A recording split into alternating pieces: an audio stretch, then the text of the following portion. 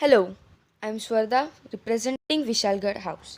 Today I'm here to express my views about the great historical figure Dr. Babasaheb Ambedkar. Dr. Bhimrao Ambedkar, popularly known as Dr. Babasaheb Ambedkar, was born on 14th April 1891. His childhood was full of struggles. As a child, he wasn't treated well.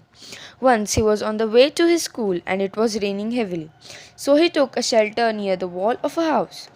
The woman saw it and was very angry. She pushed him. He fell in mud. His books fell in the mud too. His mind became a volcano of bitter thoughts. He received a wound he could never forget. He decided to study very hard. He studied in Elphinstone High School and Elphinstone College. Later, he went to study at University of Columbia, New York. He received PhD in economics from there. He was masters of 64 subjects and could speak 11 languages. He worked a lot for Indian society. He was the first one to start movements against the caste system of India and for temple entry for everyone. He was the chairman of drafting committee of our Indian constitution. So he is known as father of Indian constitution. He was the first law minister of independent India. He was honored with Bharat Ratna award in March 1990. He was a man of great personality who died on December 6, 1956. He was a true social reformer who worked hard for equality of all Indians. Thank you. सुप्रभात। आज हम लोग एक विश्वविख्यात सामाजिक कार्यकर्ता, अर्थशास्त्री, कानूनविद, राजनेता और थोर समाज सुधारक डॉक्टर B.R. अम्बेडकर जी के बारे में जानकारी प्राप्त करेंगे। उन्होंने दलितों और निचली जातियों को अधिकार दिलाने के लिए बहुत ही बड़ा संघर्ष किया है। उन्होंने भारत के संविधान को बनाने में महत्वपूर्ण योगदान दिया हुआ है। वे भारत के पहले कानून मंत्री और भारतीय सामाजिक निर्माताओं में एक है। Doctor B.R. अम्बेडकर जी ने जीवन भर न्याय और असमानता के लिए संघर्ष किया। इन संघर्षों के लिए उन्हें बहुत नवाजा जाता है, लेकिन आज हम लोग उनके दूसरे पहलुओं के ऊपर थोड़ा सा प्रकाश डालेंगे। संसार के सबसे ज्यादा शिक्षा प्राप्त करने वाले व्यक्ति है डॉक्टर बाबा साहेब अम्बेडकर।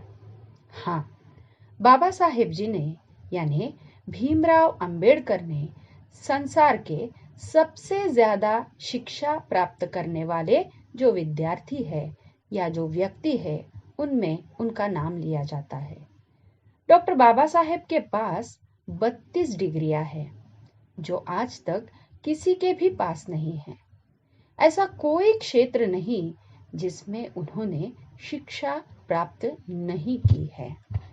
बाबा साहब ने न्यूयॉर्क 2000 में जो प्राचीन ग्रंथ खरीदे थे और लंदन के द्वितीय गोलमेज सम्मेलन के दौरान बाबा साहेब ने इतनी पुस्तकें खरीद ली थी कि उन पुस्तकों को रखने के लिए 32 संदूक लाए गए। यही नहीं, लंदन के जो लाइब्रेरी थी उनमें से 1000 दिन में 16,000 किताबें पढ़ने का विश्व विक्रम भी इन्होंने किया हुआ है। जब संसार के सबसे बड़े विद्वानों का नाम लिया जाता है तो एक भारतीय नाम आता है और वो नाम है डॉक्टर बाबा साहेब अम्बेडकर जी का। ये भारत के लिए कितनी गर्व की बात है। हम सब भारतीयों के लिए ये बहुत गौरवशाली बात है कि संयुक्त राज्य संघ ने 14 अप्रैल अर्थात भारत रत्न बाबा साहब अम्बेडकर जी के जन्म तिथि को या जन्मदिन को विश्व ज्ञान दिवस के रूप में मनाने जाने की घोषणा की है। Doctor B.R. अम्बेडकर जी विश्व स्तरीय वकील, दलित राजनेता, भारतीय संविधान के मुख्य वास्तुकार के रूप में इन्हें जाना जाता है, लेकिन लेखन क्षेत्र में भी इनका योगदान अतुलनीय है। डॉक्टर अंबेडकर जी को हिंदी, पाली, संस्कृत, अंग्रेजी, फ्रेंच, जर्मन, मराठी, फारसी, गुजराती जैसे लगभग 9 भाषाओं का ज्ञान था। अंबेडकर जी की पुस्तकें वर्तमान में भारत में सबसे अधिक बिकने वाली पुस्तकों में गिनी जाती है। डॉक्टर अंबेडकर द्वारा लिखित कुछ प्रसिद्ध पुस्तकों की सूची मैं आपके सामने रखती हूँ।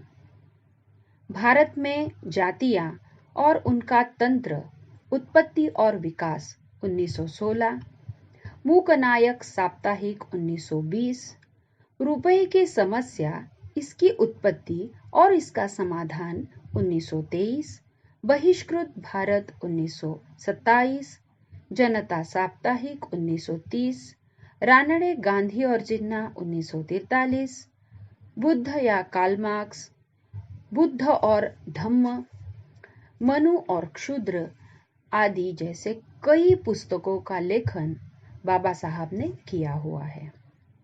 शिक्षण विभाग, महाराष्ट्र सरकार, मुंबई ने विभिन्न खंडों में अंबेडकर जी के लेखन और भाषणों का संग्रह प्रकाशित किया हुआ है।